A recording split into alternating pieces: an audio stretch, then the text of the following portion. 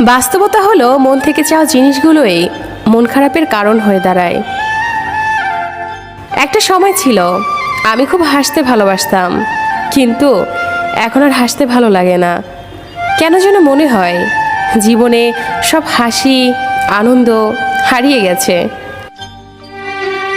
রাত মানে কেউ প্রিয়জনের ফোনের অপেক্ষায়, আবার কেউ প্রিয়জনকে ভোলার চেষ্টা।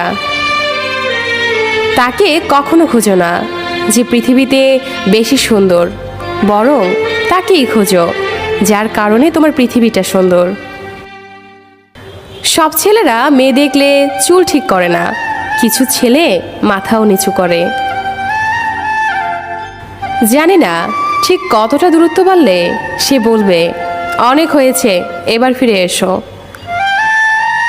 আমি সত্যিই বোকা, তাই আজও তোর ফিরে আসার অপেক্ষা করি। বলবো না ভালোবাসি, করবো না জোর, চাইলেই ফিরে আসিস, জায়গাটা শুধু তোর। একটা কথা মনে রেখো, সমস্যা তোমাকে থামিয়ে দেওয়ার জন্য আসে না, সমস্যা তোমাকে পথ দেখানোর জন্য আসে। কাউকে ভালোবাসলে তাকে হয়তো না দেখে থাকা যায়, কিন্তু তার সাথে ঝগড়া না করে থাকা যায় না। কথা না বলে থাকা যায়, কিন্তু তার কথা না ভেবে কখনোই থাকা যায় না। চোখ দুটো হয়তো অনেক ছোট, কিন্তু চোখ দিয়ে দেখানো স্বপ্নগুলো অনেক বড়। সহ্য করতে করতে ধৈর্য হারিয়ে ফেলেছি, তবু মনকে বুঝিয়েছি আজ নয়তো কাল ঠিকই সব ঠিক হয়ে যাবে। বোকা মানুষ ধোঁকা খায়, সৎ মানুষ কষ্ট পায়, সরল মানুষ আঘাত পায়, আর স্বার্থপর মানুষ আনন্দের দিন কাটায়। এটাই বাস্তবতা। কিছু মানুষ আছে যারা মায়া বাড়িয়ে জীবন থেকেই হারিয়ে যায়। জীবন মানে কিছুটা হাসি, কিছুটা কান্না, বাকিটা অভিনয়।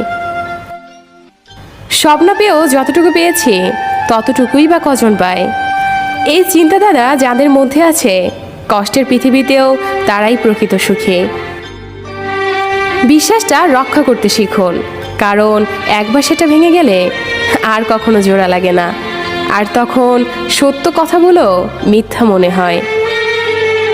কাউকে মিথ্যা বলে খুশি করার চেয়ে সত্য বলে কাঁদানো অনেক ভালো। একটু কষ্ট পাবে, কিন্তু ও কখনো আর বিশ্বাস হারাবে না।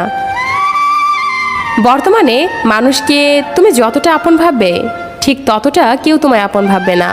প্রয়োজন হলে বলবে হাই, আর প্রয়োজন ফুরালে বলবো বাই।